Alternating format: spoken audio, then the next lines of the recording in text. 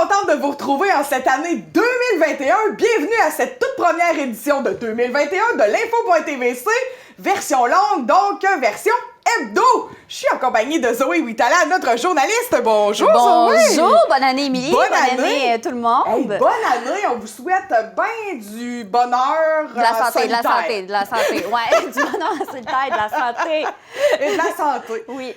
Zoé, on va commencer tout de suite parce qu'on a eu un gros début d'année, hein? Oui. Donc, on commence tout de suite avec les cas confirmés de 2021, 8 janvier 2021. Oui, nouvelle année, mais la COVID-19 n'est toujours pas est toujours parmi nous. En ce 8 janvier 2021, étant de la situation dans le Bas-Saint-Laurent, il y a 16 nouveaux cas aujourd'hui pour un total de 1378. Dans la Matapédia, on a un nouveau cas aujourd'hui, puis on est rendu pour un total, on est rendu à 44 Ouais, hein? en tout là, dans la Matapédia. Donc, il y a eu une grande augmentation depuis qu'on a quitté, avant la dernière émission qu'on a faite avant les fêtes. Ouais, Là, il y a eu oui. une grosse augmentation. Alors, aujourd'hui, dans le Bas-Saint-Laurent, 24 décès, aucune hospitalisation en cours présentement. 1225 personnes sont maintenant rétablies. 882 tests de dépistage ont été réalisés hier, le 7 janvier 2021. Notez que les bilans régionaux du Bas-Saint-Laurent émis par le CIS du Bas-Saint-Laurent, Oui. maintenant, c'est seulement du lundi au vendredi. La fin de semaine, ils n'en feront pas, mais ils vont faire un beau résumé le lundi de les cas de la fin de semaine. Mais si jamais vous voulez vraiment le savoir, vous avez deux sites Internet en bas de l'écran si vous voulez savoir le nombre de cas durant la fin de semaine. Mais le CIS du Bas-Saint-Laurent ne va pas le publier Parfait. la fin de semaine. Donc, gros point de presse de mercredi soir, très attendu parce qu'il y a eu des fuites dans les médias tout au long du début de la semaine. Donc, Monsieur le Premier ministre a sorti enfin le plan du confinement 2. Oui, on était plusieurs devant la télévision, je crois, mercredi soir à 17h. Confinement et couvre-feu vont commencer à partir de demain, le 9 janvier, jusqu'au 8 février. Donc, confinement pendant 4 semaines avec un couvre-feu. Partout au Québec, à part le nord du Québec, c'est important de le mentionner, le couvre-feu, ça va commencer à 20h le soir, tous les soirs pendant 4 semaines, jusqu'à 5h du matin. Sauf pour, il y a des exceptions, les travailleurs et les déplacements professionnels, les camionneurs qui transportent des marchandises, les soins de santé ou ceux et celles qui fournissent des soins de santé, déplacements à des fins humanitaires, si jamais il y a des gens qui ont à faire ce genre de déplacement. Aussi, les déplacements pour un jugement du tribunal ou pour respecter les modalités d'une garde partagée pour les familles. Ceux et celles qui doivent absolument se rendre à la gare ou à l'aéroport ou pour une personne qui a besoin de faire l'achat de biens essentiels dans l'immédiat. Oui. Les propriétaires d'un animal de compagnie, c'est les seuls qui ont le droit de sortir. Il y a eu beaucoup de blagues sur les réseaux sociaux à cause de ça. Oui. Moi, j'ai un chien, je suis bien contente. Là, il y avait des blagues un peu « passe-moi ton chien, je vais sortir », mais c'est juste dans un rayon de 1 km. Puis, tu sais, bien sûr, moi, personnellement, je vais essayer que mon chien fasse ses besoins avant 8 heures. Mais, tu sais, des fois, hein, eux, ils comprennent pas le principe de couvre-feu, les animaux. Donc, c'est pour ça. Mon Bernard est alloué dans le Québec si vous voulez sortir après 8 heures. Par la suite, les pharmacies et les stations de service, c'est les seuls qui vont rester ouverts pour, bien sûr, faire le plein d'essence pour ceux qui n'ont pas le choix de sortir durant la nuit. Et aussi, les pharmacies, c'est un besoin essentiel. Ils vont fermer après 8 heures, là, si jamais ils gardent on a les un mêmes enfant horaires. Là. qui a besoin de médicaments ou quelque chose comme ou ça. peu importe. Parfait. Les dépanneurs et les épiceries devront fermer à 19h30 pour laisser le temps aux clients de retourner chez eux. Oui, et pas les 20 employés heures. aussi. Oui, et les employés aussi, effectivement. Les restaurants, les gyms, les théâtres et les cinémas, toujours fermés. Les restaurants, c'est intéressant, par exemple. Les restaurants, la nourriture pour emporter, nous, on ne peut pas se déplacer pour aller chercher notre nourriture, mais eux peuvent continuer à faire de la livraison. OK. C'est toujours possible. Donc, c'est intéressant. Les lieux de culte interdits, à l'exception des funérailles qui pourront accueillir un maximum de 10 personnes, un peu comme ce printemps. Oui, tout à fait.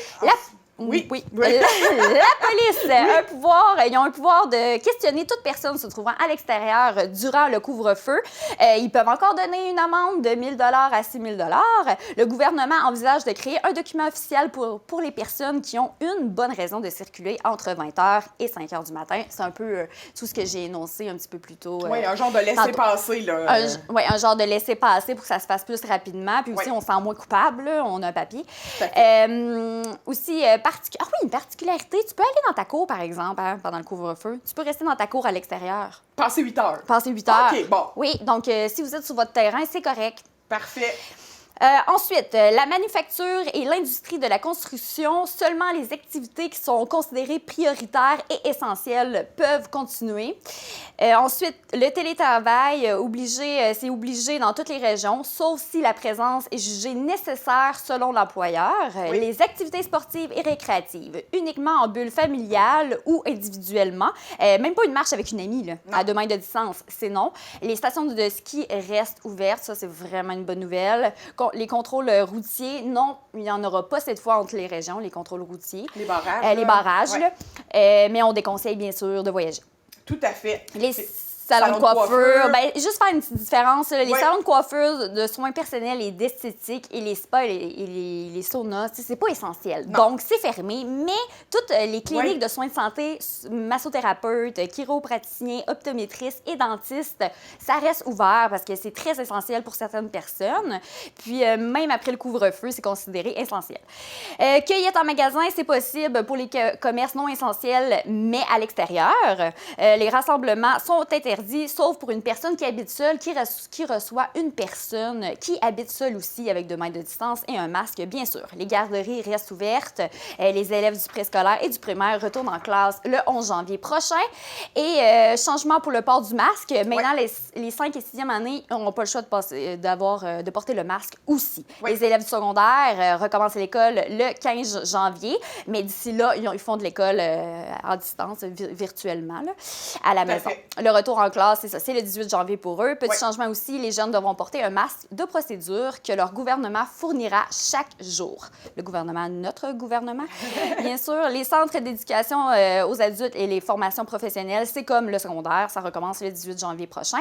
Les cégeps et universités rouvriront leurs portes pour la session d'hiver, mais à distance le plus possible. Les stages et les laboratoires sont maintenus. La présence de l'étudiant seulement si c'est essentiel à l'acquisition ou à l'évaluation de connaissances. Toutefois, les bibliothèques aussi, eux autres, ils restent ouverts. C'est vraiment une bonne nouvelle, mais seulement pour aller emprunter un livre ou aller étudier toute seule. Oui. En terminant, la vice-première ministre, Mme Guilbeault, c'est vraiment important de le mentionner, tenait à indiquer qu'une personne vivant dans un milieu de vie difficile ou violent n'est pas tenue à rester chez elle, même si c'est durant le couvre-feu. Sa sécurité prédomine sur le couvre-feu, bien sûr. Demain, samedi soir à 18h, Québec va envoyer une alerte sur tous les cellulaires pour avertir les gens que ça commence demain. Ils vont envoyer une alerte à 18h demain, donc pour avertir les gens. À 8 heures, là, vous devez être chez vous.